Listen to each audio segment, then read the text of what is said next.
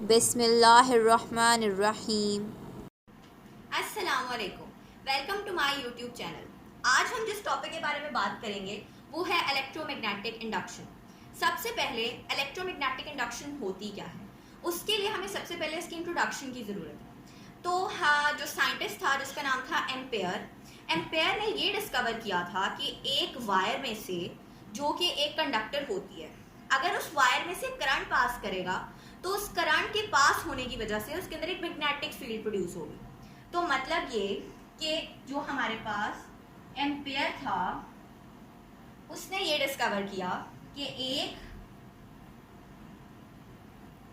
एक वायर को अगर हम एक बैटरी के साथ कनेक्ट करते हैं और उसके अंदर से जो करंट है वो पास करेगा, तो उस करंट के पास होने की वजह से इसके अंदर एक मैग्नेटिक फील्ड डेवलप हो जाएगी। अब फैराडे जो है एक और साइंटिस्ट था जिसने सोचा और जिसने ये डिस्कवर किया कि अगर एक करंट के पास होने की वजह से मैग्नेटिक फील्ड प्रोड्यूस हो सकती है, तो एक कंडक्टर के और मैग्नेटिक फील्ड के कांटेक्ट की वजह से या मैग्नेटिक फील्ड की स्ट्रेंथ की वजह से करंट भी प्रोड्यूस किया जा सकता है। तो फैराडे जो था उसने ये डिस्कवर किया कि मैग्नेटिक फील्ड की वजह से करंट भी प्रोड्यूस करवाया जा सकता है। फैराडे के साथ साथ उसी साल, जिस साल फैराडे ने ये डिस्कवर किया, एक और साइंटिस्ट था जिसका नाम था हेनरी। उसने भी यही डिस्कवर किया था, उसका नाम था जॉनसन हेनरी। उसने डिस्कवर किया था कि मैग्नेटिक फील्ड की वजह से करंट प्रोड्यूस हो सकता है। इसमें मजे की बात यह है कि फैराडे ने पहले डिस्कवर नहीं किया था, बल्कि जॉनसन हेनरी ने फैराडे से पहले ये बात डिस्कवर की थी। लेकिन क्योंकि फैराडे ने जॉनसन हेनरी से पहले इस बात को पब्लिश कर दिया, तो इसकी वजह से फैराडे को इसका क्रेडिट मिल गया। अच्छा, इसके बाद इसने क्या डिस्कवर, जब हम इसकी डिस्कवरी की बात करते हैं तो इसने फिर इंट्रोड्यूस करवाया मैग्नेटिक फील्ड स्ट्रेंथ को।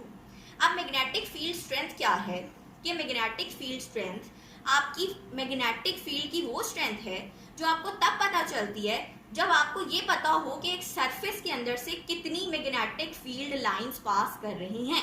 फॉर एग्जांपल, अगर हम मैग्नेटिक फील्ड स्ट्रेंथ की बात करते हैं, magnetic field strength, magnetic field strength क्या होती है?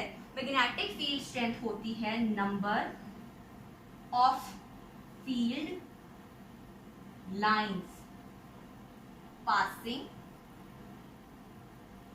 Through a surface.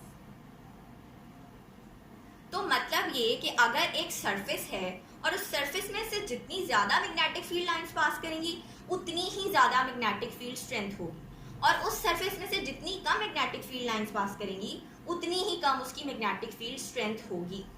अब अगर हम एक मैग्नेटिक फील्ड लेते हैं एक मैग्नेट की, और उसके साथ हम एक सरफेस लेते हैं, ठीक है। अगर हम कहते हैं कि हमारे पास एक मैग्नेट है, ठीक है, सपोज कि ये एक मैग्नेट है और इस मैग्नेट के सामने एक सरफेस है। अब इस मैग्नेट के सामने एक सरफेस है, इस मैग्नेट के पास इसकी मैग्नेटिक फील्ड लाइंस हैं। अब इन मैग्नेटिक फील्ड लाइंस का और उस सरफेस के अंदर उसकी मैग्नेटिक फील्ड फोर्स का क्या रिलेशन होगा कि अगर ये सरफेस जो इस मैग्नेट के सामने है, अगर ये सरफेस हमारे पास वर्टिकल होगी, मतलब इस तरह से वर्टिकली इसके सामने प्लेस की जाएगी, तो मैग्नेटिक फील्ड लाइंस सबसे ज्यादा, मतलब मैक्सिमम इस सरफेस के अंदर से पास करेंगी। सरफेस के अंदर से मैक्सिमम फील्ड लाइंस पास करेंगी। लेकिन अगर हम इसी मैग्नेट को, ये हमारे पास मैग्नेट है और ये सरफेस है जो कि इस मैग्नेट के परपेंडिकुलर है, अगर हम इसी मैग्नेट को लेते हैं और इस मैग्नेट के सामने इसी सरफेस को प्लेस करते हैं, पर इस सरफेस की जो डायरेक्शन है वो पैरेलल हो जाए अगर मैग्नेटिक फील्ड लाइंस के, सच एज ये हमारे पास एक पैरेलल सरफेस है जो कि मैग्नेटिक फील्ड लाइंस के सरफेस, मतलब मैग्नेटिक फील्ड लाइंस के पैरेलल है। तो अगर ये सरफेस और मैग्नेटिक फील्ड लाइंस एक दूसरे के पैरेलल होंगी तो इन दोनों के पैरेलल होने की वजह से मिनिमम मैग्नेटिक फील्ड लाइंस इसके अंदर से पास करेंगी। तो मैक्सिमम मैग्नेटिक फील्ड लाइंस इस तब पास करेंगी जब ये और ये परपेंडिकुलर होंगे, और मिनिमम जो आपके पास मैग्नेटिक फील्ड लाइंस हैं वो तब पास करेंगी जब ये और ये दोनों एक दूसरे के पैरेलल होंगे।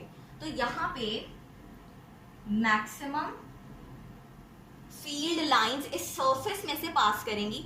जब इस सरफेस में से maximum magnetic field lines pass करेंगी तो मैग्नेटिक फील्ड स्ट्रेंथ या मैग्नेटिक फील्ड फोर्स मैक्सिमम होगी।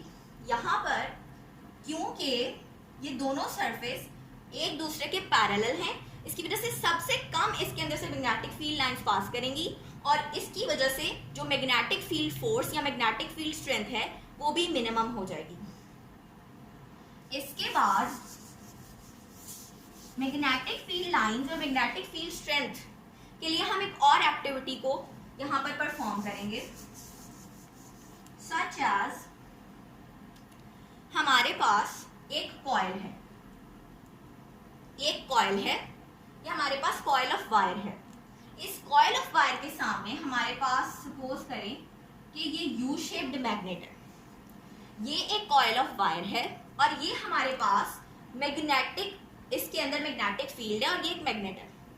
अब हमारे पास जो मैग्नेटिक फील्ड लाइंस हैं वो किस तरह से इसके साथ जो है रिएक्ट करेंगी या इसके साथ पास करेंगी।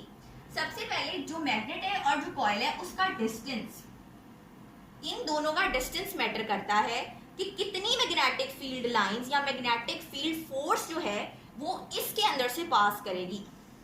सच एज हमारे पास अगर इन दोनों का डिस्टेंस ज्यादा होगा, अगर इन दोनों का डिस्टेंस ज्यादा होगा तो इसमें से कम मैग्नेटिक फील्ड लाइंस पास करेंगी, सच दैट, ठीक है। यहाँ पर जब इनका डिस्टेंस ज्यादा हो जाएगा तो डिस्टेंस ज्यादा होने की सूरत में इसके अंदर से हम एक कॉइल को ऐसे रिप्रेजेंट करते हैं, इसके अंदर से कम मैग्नेटिक फील्ड लाइंस पास करेंगी। लेकिन अगर यही मैग्नेट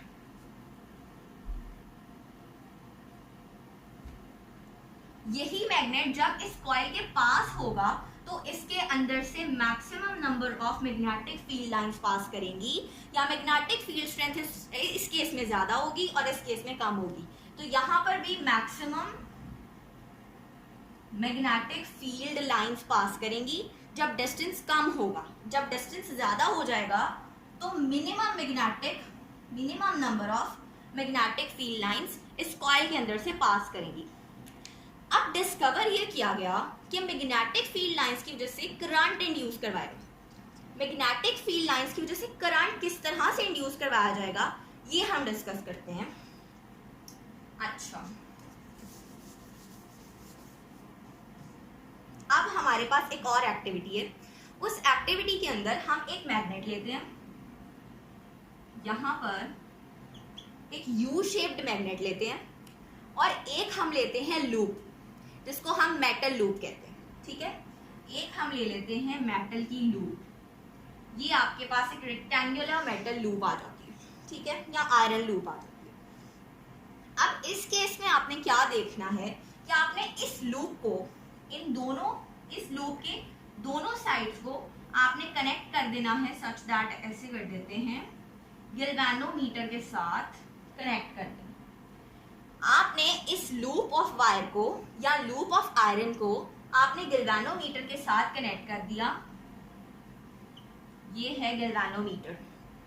अब आपके पास ये मैग्नेट है, इस मैग्नेट के अंदर इस लूप की मूवमेंट से हम इसके अंदर करंट इंड्यूस करवाएंगे। वो किस तरह होगा कि अगर हम इस मैग्नेट के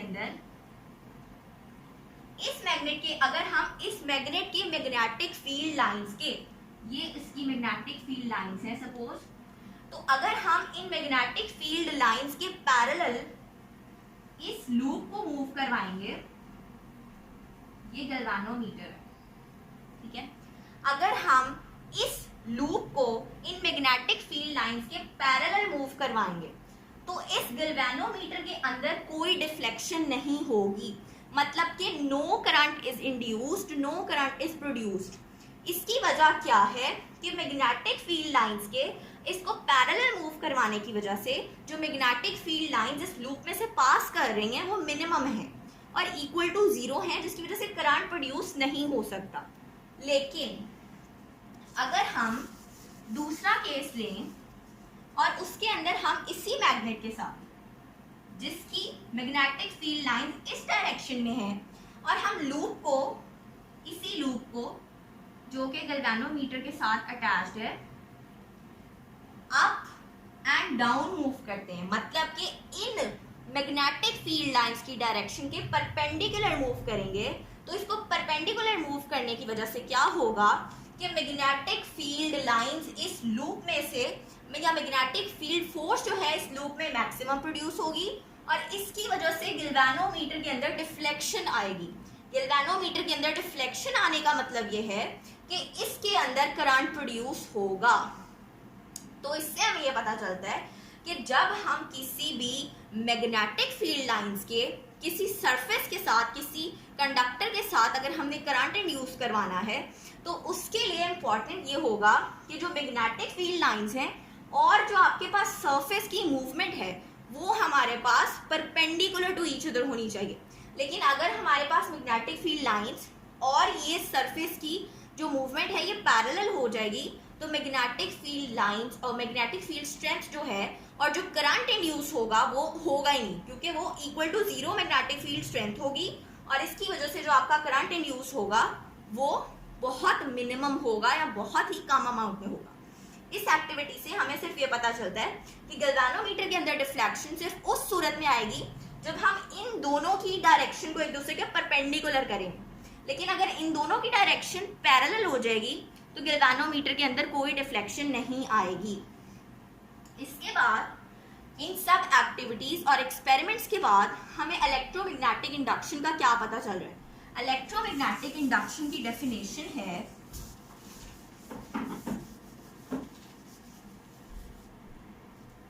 electromagnetic induction is defined as the process of generating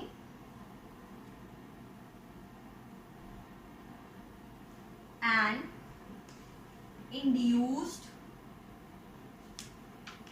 current in a circuit by changing the number of magnetic field lines through the surface is called electromagnetic induction।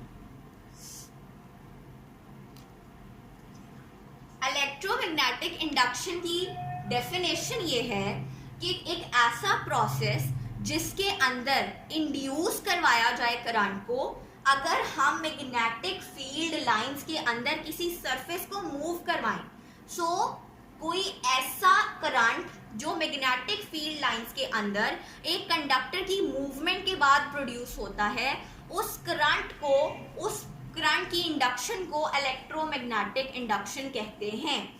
Electromagnetic induction को हम उसके नाम से भी describe कर सकते हैं। Electro मतलब electricity, current, magnetic means magnet और इंडक्शन मींस करंट का इंड्यूस होना या करंट का प्रोड्यूस होना। तो किसी मैग्नेट के अंदर उस करंट का प्रोड्यूस होना due to the movement of a conductor, किसी कंडक्टर की मूवमेंट्स की वजह से इलेक्ट्रोमैग्नेटिक इंडक्शन कहलाता है। I hope you understand it very well. Thank you so much.